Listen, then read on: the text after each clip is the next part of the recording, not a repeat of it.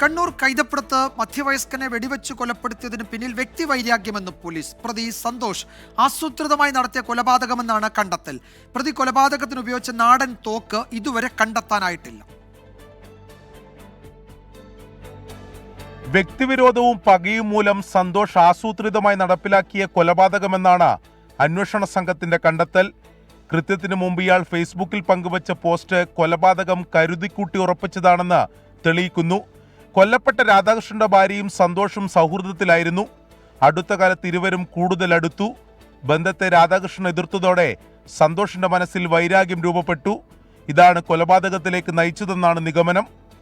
Motive personal enmity തന്നെയാണ്. ഇതുവരെ പൂർണ്ണമായിട്ട് ചോദ്യം ചെയ്തിട്ടില്ല. അത് കൃത്യമായിട്ട് ഡീറ്റെയിൽഡ് സ്റ്റേറ്റ്മെന്റ് എടുത്തിട്ട് പിന്നെ പറയാൻ പറ്റും ഇയാൾ എന്ത് ചെയ്തു, എങ്ങനെ ചെയ്തു, എന്തിന്. ഫോറൻസിക് സംഘവും ഡോഗ് സ്ക്വാഡും കൊലപാതകം നടന്ന വീട്ടിലും സമീപ പ്രദേശങ്ങളിലും പരിശോധന നടത്തി. കൃത്യത്തിന് ഉപയോഗിച്ച് തോക്ക് കണ്ടെത്താൻ സാധിക്കാത്തതാണ് പോലീസിന്റെ മുന്നിലുള്ള വെല്ലുവിളി. കേസിൽ കൂടുതൽ വ്യക്തതയ്ക്കായി അന്വേഷണ സംഘം സന്തോഷിനെ വിശദമായി ചോദ്യം ചെയ്തു വരികയാണ്. 24 കണ്ണൂർ.